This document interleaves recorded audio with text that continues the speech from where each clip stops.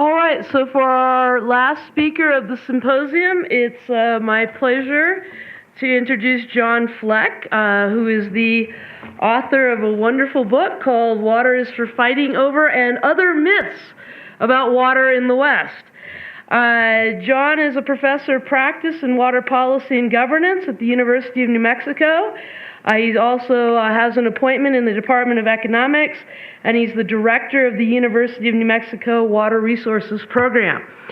So I just want to throw in one quick comment before I let John take the stage. How many of you have heard the phrase 6 degrees of separation?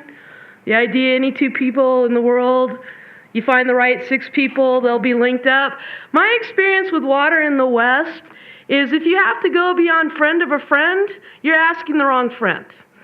It's a very close-linked community, and I hope that one aspect of this symposium is that you feel you are a few degrees of separation closer than you used to be to people within this community.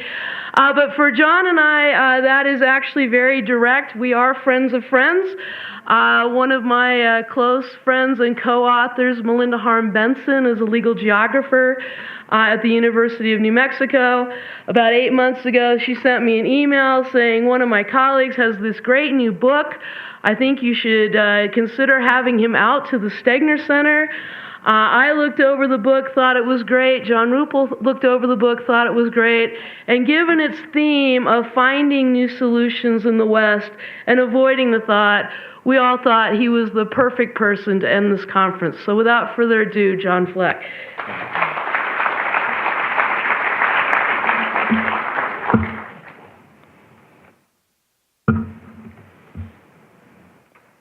So do we have a clicker? Yeah. So thanks much. This has been a fabulous conference, and I had to rejigger my talk last night because there are a lot of interesting topics that link up to the things that I want to talk about and the ideas that I have. And I would like to start by playing a trick that Kevin Fedarko played yesterday for you, and I will, show you the man behind the curtain, the way the storyteller's trick works. I am by background a journalist, a science journalist, only recently joined the academy, and one of the storyteller's tricks is when you are explaining a set of ideas to also tell the story of how the people who hold them came to them, and you saw Kevin do that beautifully yesterday.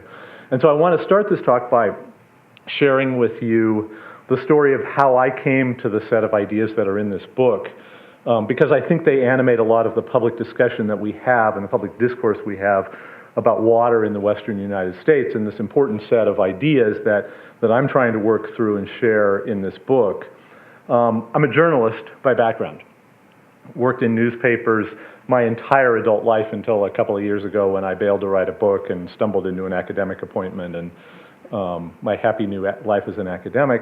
And I began writing about water in Southern California in the 1980s during the last big drought, which ran from the late 1980s to the early 90s in California, at a time when there was this really dominant narrative about water in the western United States. And it's a narrative that's overwhelmingly dominated by Mark Reisner's Cadillac Desert. Who here has read Cadillac Desert? Yeah, exactly. It was a lot of hands up. Formative book for me. And a second book that's sort of less well known, but in fact was one of my favorite books, Philip Fradkin's A River No More. Both of these authors are, like myself, journalists who came to the task of explaining water. And both of them offered up this thing that became really a grand narrative in water in the western United States. And it's a narrative of sort of hubris, of overbuilding this system, of, in some cases, villainy, and a narrative that, by implication, is a tragedy narrative, which Robin and Mindy talk about in their new book. This narrative that suggests that we are headed for a crash and that we have sinned against nature and we are going to be punished for it.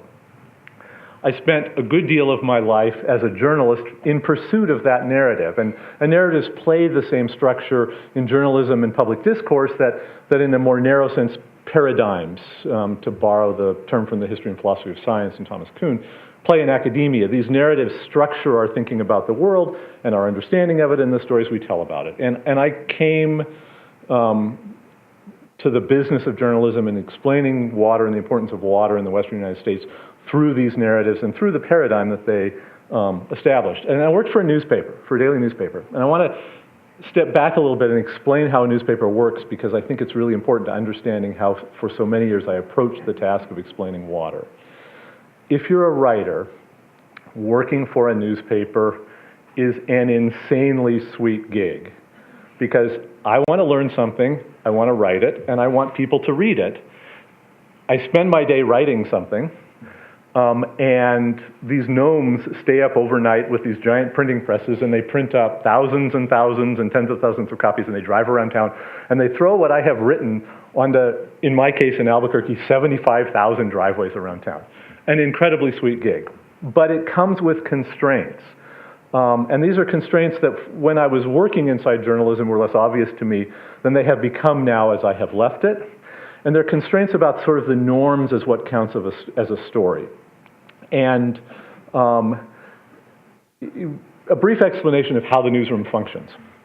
So and this is common in daily journalism and newspapers and radios, my editors would gather at 11 o'clock in the morning to plan out the next day's newspaper, and we as reporters would present them with a brief synopsis of what we were working on.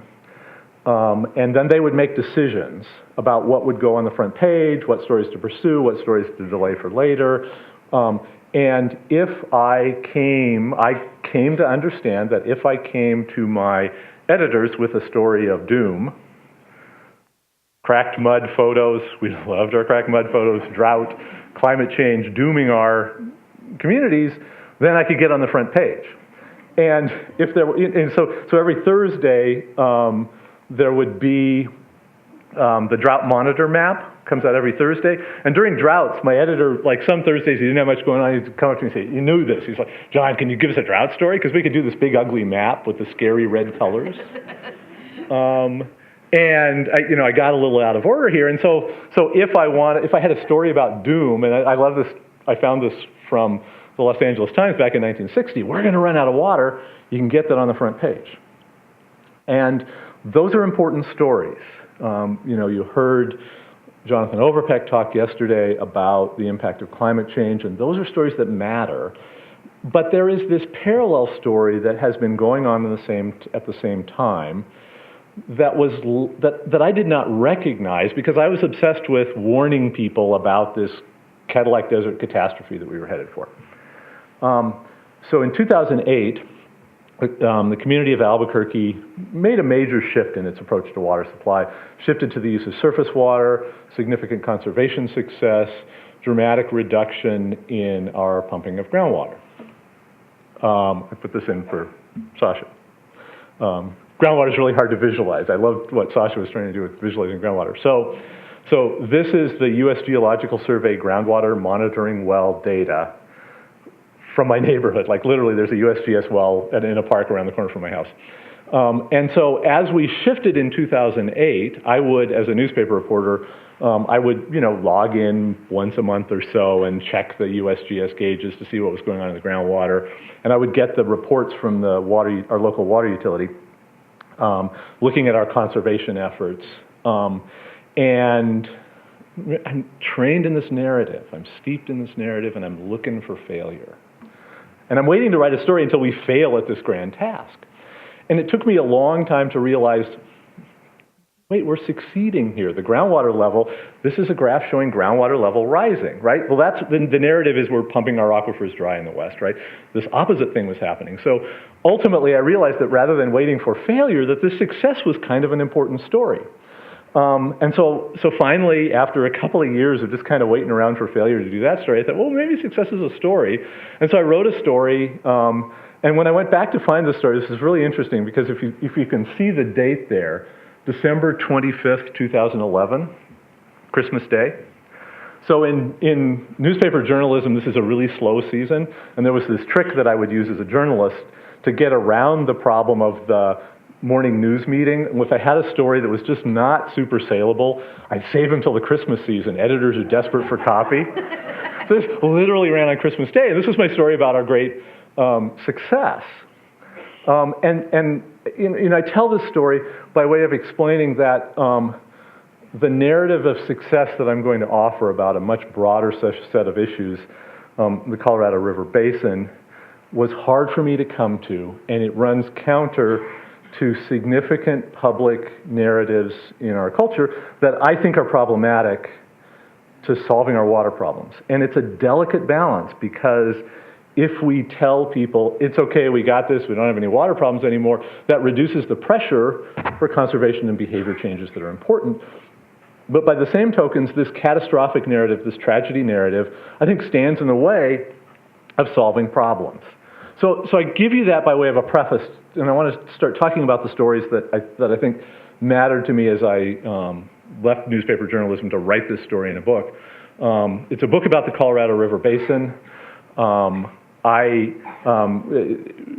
We talked yesterday about the Colorado River Basin and then these areas outside of the basin that get water, and this is a map of that. And this is a point that Pat Mulroy made in a talk I heard 6 or 7 years ago that really struck me, that all those red-hatched areas are areas that are not in the hydrologic Colorado River Basin, not physically in the watershed, but those are places that get their water from the Colorado River. And I have lived my entire life in those places outside the basin, but that got their water from the Colorado River. And actually in the Colorado River Compact, it's defined by law. The Colorado River Basin, we redefined hydrology and said the Colorado River Basin is anywhere in the watershed and anywhere outside of it that uses its water. So what we have built is this giant sort of extended watershed that in some sense goes far beyond the physical watershed that we've built. And I've always lived in that watershed, and I became interested in the Colorado River Basin. I've been interested my whole life in the Colorado River Basin, but as Albuquerque began using its Colorado River water in a very explicit way in 2008, I was curious about the question. So what does that mean that we're tied into this larger network? As I was working on my book, it was my editor, Emily Turner Davis at Island Press, who was crazy smart about understanding what I was trying to say when I didn't often understand it myself. And as I would explain these stories, another one of the writer's tricks is to try to think about what your audience might already think or know and start there and go to a new place. And what Emily noticed as she was reading my chapters is, John, you keep debunking myths. That's really what your book's about. Did you realize that? And I didn't. But I had to start at every point with these understandings that come from that Cadillac Desert narrative that I had come to view as wrong. So I want to go through the core myths that I touch on in the book. Myth number one is that we're running out of water. And I have a collection of headlines like this. This is from the LA Times in 1960. LA is going to run out of water in 10 years. Got on the front page, big series of articles. Well, obviously they didn't, right? So the population is 50% larger, and they haven't run out of water. And I'll get back to some really interesting numbers that go into detail about what they've done and how they did that. This is a graph, really famous graph from the Bureau of Reclamation, that shows water use with that blue line, water use with the orange line and available water supply in the Colorado River Basin. And for a long time, we had plenty of water. We had far more water than we were using. Those lines crossed in the late 1990s as the Central Arizona Project came fully online, and we were finally using the whole system. And the Bureau of Reclamation did projections. In 2012, they published these projections that shows demand is going to keep rising. And this is one of the first preliminary estimates. It's not as strong as the results that Peck showed you yesterday. Water supply, flat or declining, and you've got a gap. And that gap is running out of water, that gap between those orange and blue lines on the right side. And at the time this graph was published, I thought it was a really important graph because it really signaled a problem. And I've come to view the graph, more recently as I worked through the problems of explaining all this stuff in my book is really problematic. I'm going to come back to this graph. But that's the we're running out of water graph that just sort of dominates public discourse in the Colorado River Basin. Myth number two, whiskey's for drinking and water's for fighting over. Often attributed to Mark Twain. Mark Twain seems never to have said it. But more importantly, it links up our conception of what those blue and orange lines mean with what we do in response. And it suggests this norm in the Western United States that we expect that as water becomes scarce, we will fight over it. I think that's wrong. It's not that we are without conflict, but far more often, conflict and difficulty has led to collaboration. There's a huge body of scholarship on this around the world that shows that this is the case, and the stories I tell in my book demonstrate how that worked here in the Colorado River Basin. There's a related myth. It's the notion that water flows uphill toward money. And there are sort of two different ways people use this cliche. One is simply it's really expensive to pump water up a hill, and that's probably true that water does flow uphill toward money in that case. But the more important way is that there's this deeply held belief that rich communities will roll the poor communities and take their water away, that wealth will control water. And you only need, I spent a lot of time working on my book. I tell the stories of Yuma, Arizona, a fascinating community in Las Vegas, Nevada. Yuma's downstream on the Colorado River from Las Vegas. Yuma, its agricultural economy is $1 billion, $1.5 billion. Really excellent. If you ate the lettuce yesterday, the lettuce you're eating today comes from Yuma. Literally, all America's lettuce this time of year is coming from Yuma. Very successful farming community, $1 billion, $1.5 billion economy in agricultural sales. Las Vegas is fabulously rich if you compare it to Yuma. One of those big casinos is grossing $1 billion, $1.5 billion a year, and there's a lot of them. Yuma gets 3 times as much water as Las Vegas. Las Vegas is very water scarce. Yuma has plenty of water to grow its lettuce. There is no way, under the rules by which we operate today, rules that no one has any suggestion of changing, that Las Vegas is ever going to get Yuma's water. We have a long tradition of protecting agricultural water, and it's a tradition that I endorse and believe in, so that people in Yuma are often afraid that the rich communities will take their water, but we just don't see that happening. So the notion that water flows uphill to money in that second sense of the cliche contributes to the fighting over narrative, and I think is wrong and is problematic. I want to go back to the idea that we're running out of water because there's a really underappreciated and very, very important phenomenon going on today in water use in the Western United States and really around the developed world. This is a graph of water use and gross domestic product, economic activity in this country from Peter Glick at the Pacific Institute in Oakland. And this is just Peter just plotting up USGS and Department of Commerce data. And what you see is that for much of our nation's history, water use and the economy have grown in lockstep. As the economy got bigger, as population rose, water use rose. Around 1980, the two graphs diverged. They decoupled. In 2010, even as our economy and population were growing, water use actually declined. This is total water use this is essentially all this water is agricultural and municipal water use in this particular graph. Industrial water use is kind of a small piece of this, but it's all the water we use for all the main things we do with it. Water use has gone down, and this is the case across the different sectors. And this decoupling is really, really important because it suggests the problem with the water, that we're going to run out of water myth. In fact, what we're seeing is when people have less water, when we get up to the edge of supply, then we use less water. And that kind of makes sense. It's really important. We don't have much of it. We'll use less of it. We're actually pretty good at that. So let me take you to a few places to show you how that happens in these places. Here in the West, in the Colorado River Basin. Las Vegas. Tremendous reputation for profligacy with water. This is a quote from a landscaper who I interviewed for my book in Las Vegas. Said, "We do fake well." So all those fountains you see on the strip, that's all non-potable water. They're pumping up kind of brackish groundwater mostly to do that. It's water that's not of any other particular use. That lawn in front of the Mirage Casino, that's actually fake lawn. And if you look at Las Vegas's water use, And so this is, the black line is population, and that orange line is water use. This is their use of Colorado River water, which is their primary source of water. You see one of those decouplings like Peter Glick was showing. Around 2000, water conservation, Las Vegas as a community really confronted the notion of scarcity, policy changes, things like lawn buyback programs. Water use has been going down even as population through that amazing boom of the first 8 years until the crash of the 21st century. So Las Vegas has decoupled. Las Vegas has a legal entitlement to 300,000 acre-feet of Colorado River water. Right now they're using 225. They're not using all their water. They're stocking it, banking it and storing it and not using it. They've decoupled.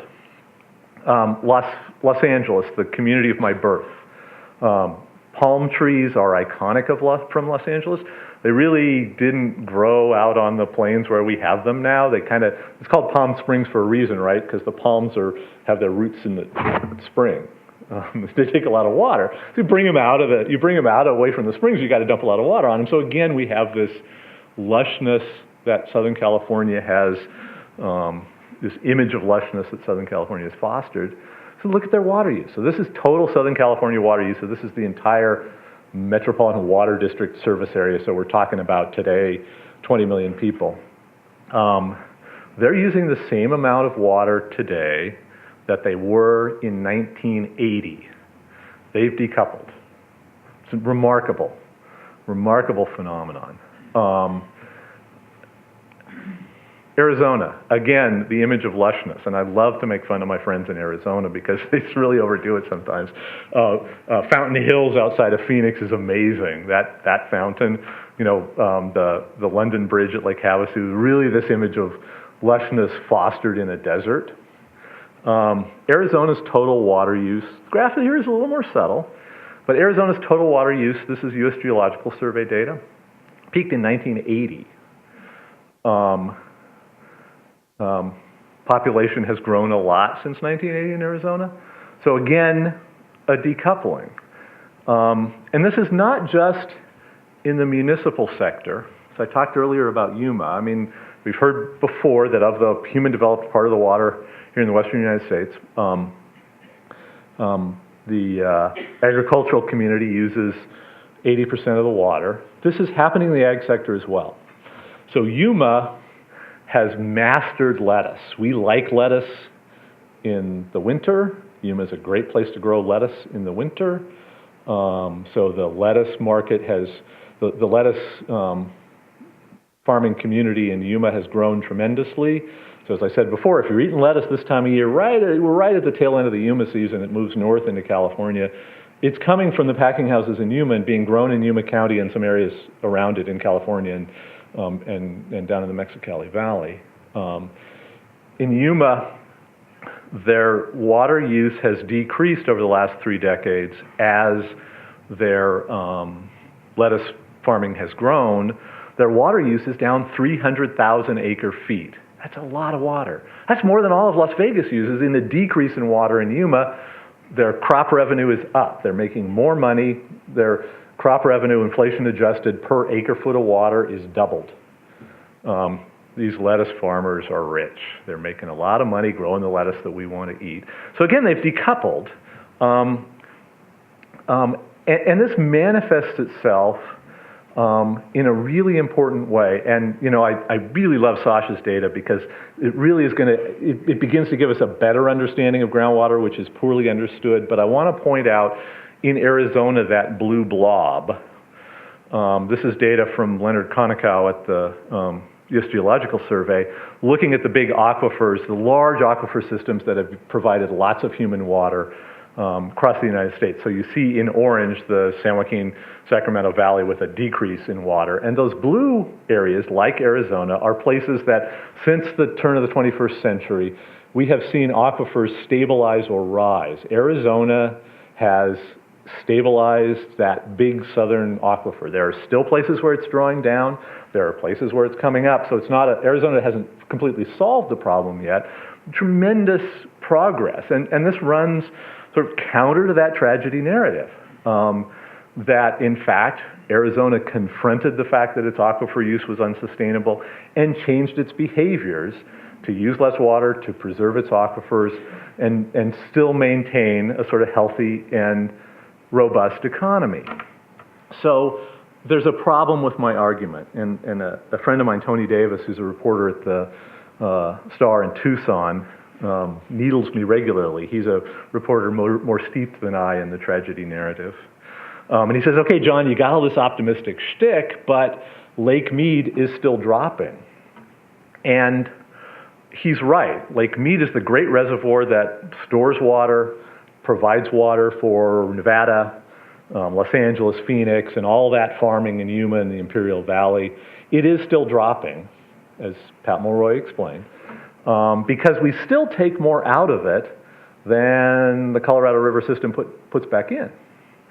And so we haven't done enough. So maybe I'm wrong, and maybe this tragedy narrative is really where we're headed. What I would argue is that the progress we have made and the lessons that we have learned are critically important, and that we have to understand that story of success rather than remaining steeped in the tragedy narrative, because we can't succeed unless we know how success is done. So a couple of things we need to do to succeed. And one is recognizing scarcity signal.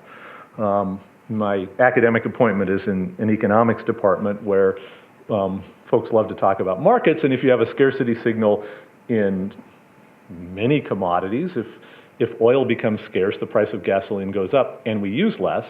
We don't do water that way.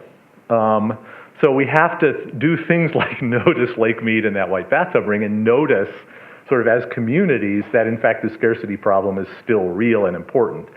The other thing we have to do is not be tricked by the orange line. Because if we think we have to be on the orange line, if we think for our population and our economy to grow and thrive, we need more water, then we're headed into conflict, rather than recognizing, and if you look at this graph closely, and this is something that I really didn't think through when this came out in 2012, and I've spent a lot of time thinking about since. If you look carefully at that graph, you'll see that to the left of the dotted line, that orange line, starting to bend down. What's that about? So the Bureau of Reclamation did a new version, and they changed the colors on me. But look at how that line has bent down. Look now how unrealistic that yellow line looks. That's not what we're doing. We're bending that line down, and the lessons of that down bending are critically important. How did we do that? How do we capitalize on that? How do we do more of that? Because we're going to have to, especially if you saw PEC's data yesterday, we've got to do more of that. And so I want to close with a story of what is, for me, the most hopeful example that I can use as a storyteller. This is the bed of the Colorado River at San Luis, which is, there's a twin border town in Arizona and Sonora, right in the southwest corner of Arizona, San Luis in Arizona and San Luis in Mexico. San Luis in Mexico, the name of the town is San Luis Rio Colorado. It has Rio Colorado in its name. And that matters to this community. They're really proud of that fact. But this is the Colorado River at San Luis. That's my wife's Subaru parked in the bed of the Colorado River. 20 miles upstream of here is Morelos Dam, which is the last big dam on the Colorado River, which takes the last of the water for farming in Mexico in the Mexicali Valley, rich farm. And there is nothing left here. I added a slide. Robin was talking about navigable waterways yesterday. This used to be a navigable river. They used to run steamboats up this river. And I don't think by navigable we mean I can drive my wife's Subaru in the bed of the river, right? This is a river that has been dried by the human use of the water, and that's for a community on the banks of a river that is not there. That matters. That's problematic. And in March of 2014, this complicated Rube Goldberg of an international agreement that had a bunch of moving parts that helped a bunch of different people in water management on both sides of the border included 100,000 acre-feet for an environmental pulse flow experiment. And in March of 2014, They began releasing slowly water from Morelos Dam down the river channel into the Colorado River Delta. And it was a remarkable experience. I went there, and I think many people, I went there to write about it for my book, and I think many people view this as an environmental and a science experiment. But Brad showed you a picture of this yesterday. In fact, that picture of the water creeping down that Brad showed, I'm in it. As the water arrived in San Luis, past San Luis, the people emerged from their homes in San Luis and gathered around the water. And it was an amazing thing to behold. Seeing a community, its passion about getting its water back, getting its river back, and seeing what we could do if we rethink our values toward water, take advantage of this decoupling. And it was a party. It was a party. It was not this sort of serene spiritual thing. Spiritual values have many dimensions.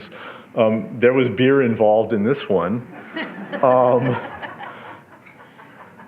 And four-wheeling. And this is like a 4-hour window in time between that picture on the left with Lissa's Subaru. I had to move the car.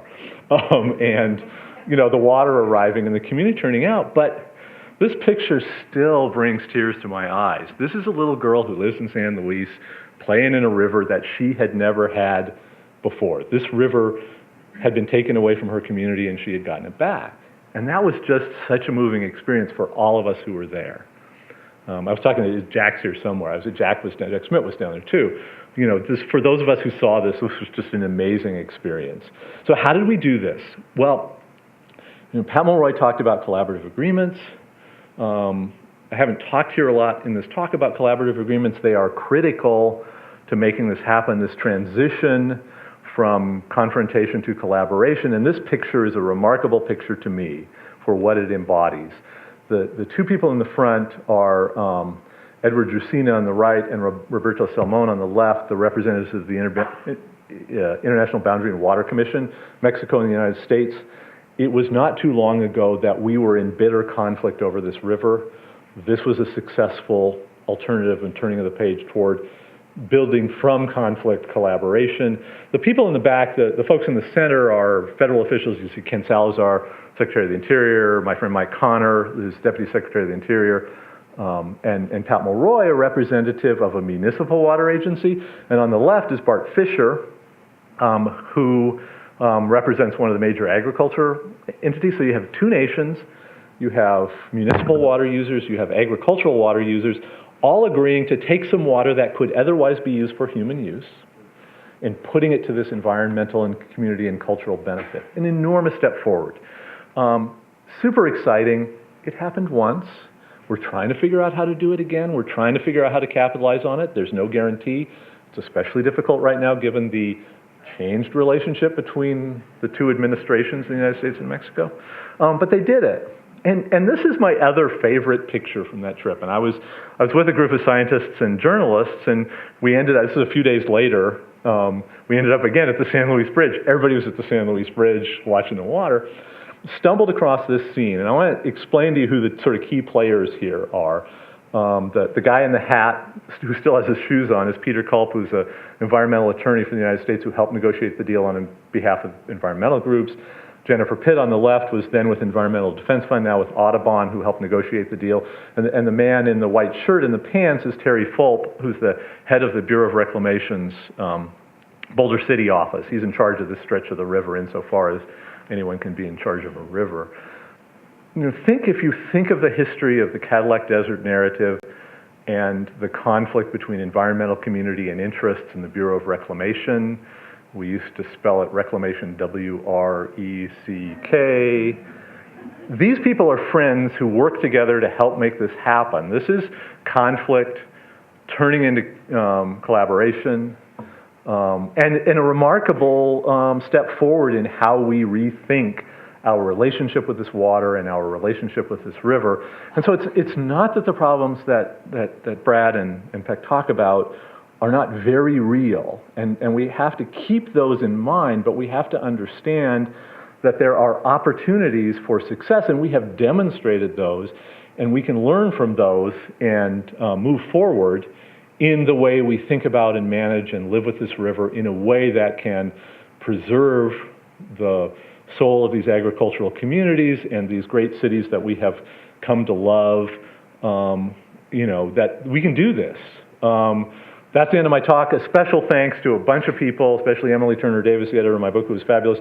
Juan Hernandez in the top of the left is a young man from San Luis who, on his little four-wheel drive vehicle, showed me around the riverbed. It was navigable on his little four-wheeler. And the University of New Mexico Water Resources Program, which has been super supportive in all the work I've been doing. So thank you very much, and I think we've got some time for questions. We do.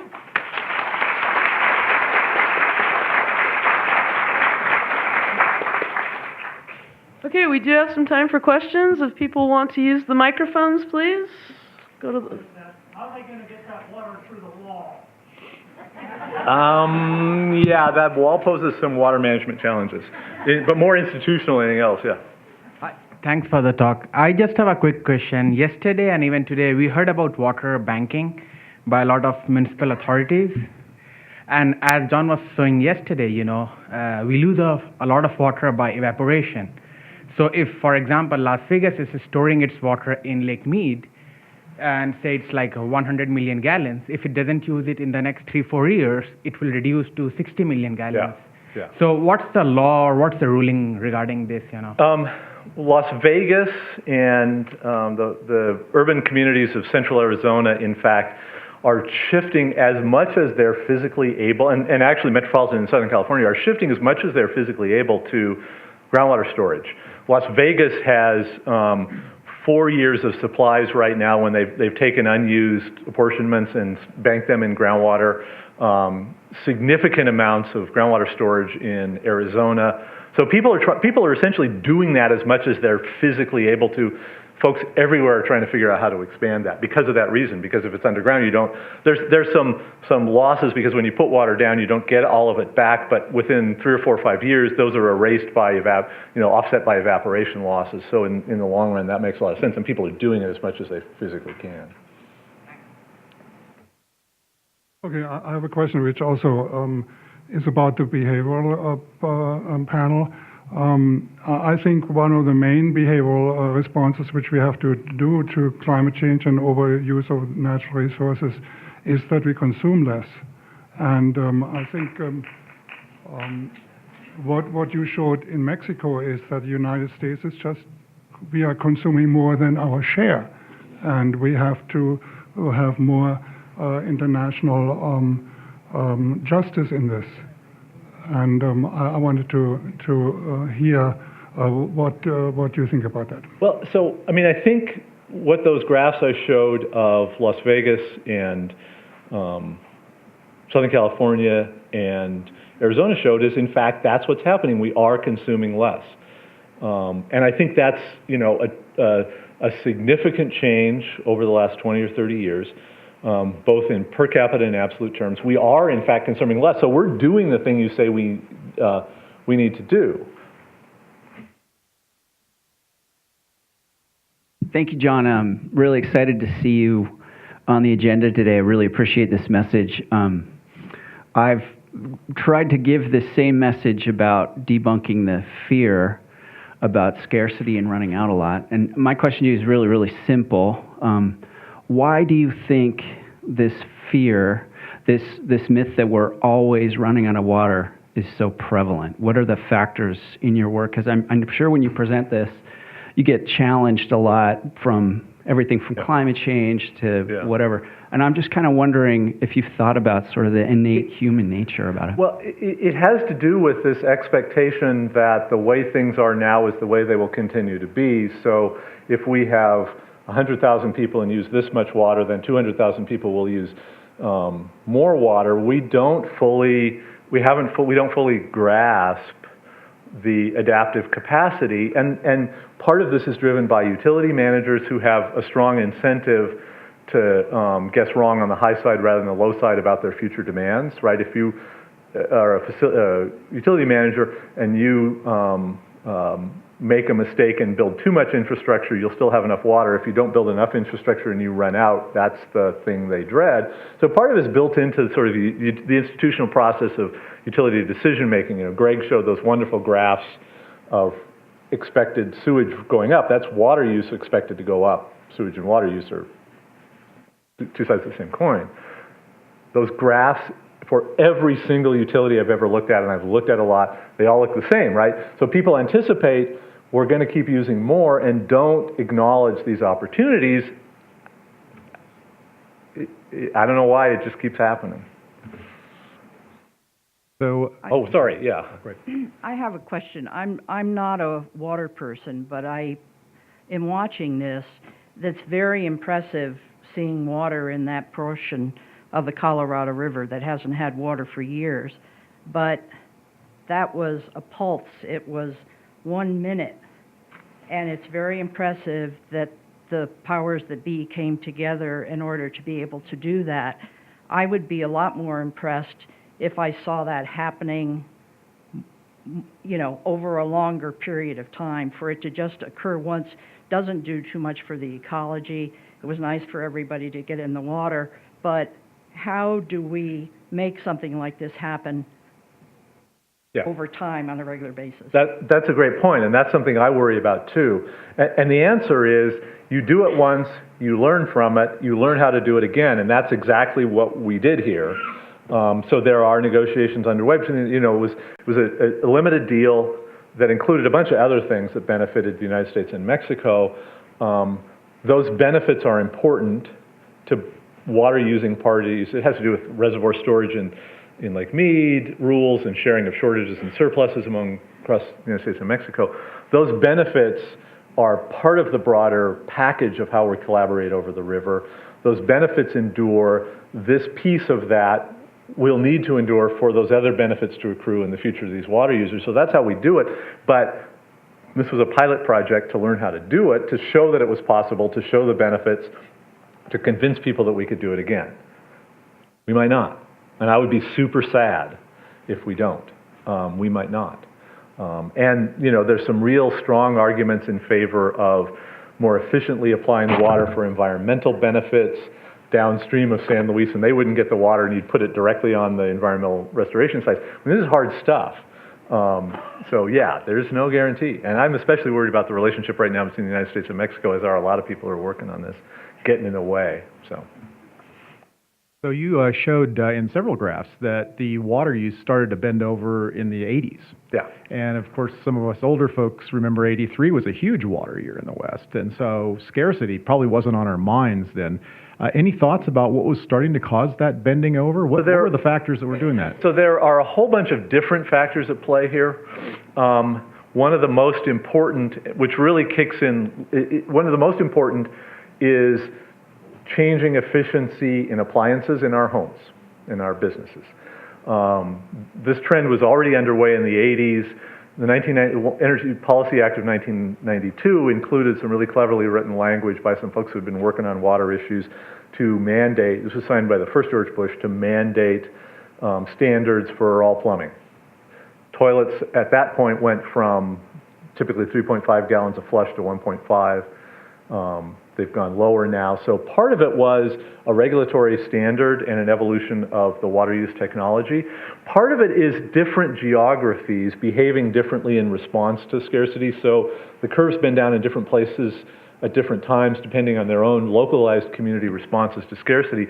But basically it's, you know, and I think Brad Udall alluded to this yesterday, is that when people bump up against the edge of the supply, it's like, oh, we don't have any more water, and they start changing their behaviors. That adaptation kicks in when there starts to be a gap between their orange and blue lines. And so it happens in a different way in different places at different times in different geographies in response to local conditions. All water management is very local in that regard. Say what? Right, water utilities have raised in some cases, and they've done that in response to scarcity. Although a lot don't. A lot have not played that card yet. My economist friends like to call that, you know, the unplayed tool, the unused tool in the toolbox, right? So we still have some more room to go. But yeah, it's when people have less water, they use less water. So when people run up against the edge of supply wherever they are, then that's going to change. Okay, then we're ending more or less exactly on time. So Thank you much. one last This was thank fun. you for John.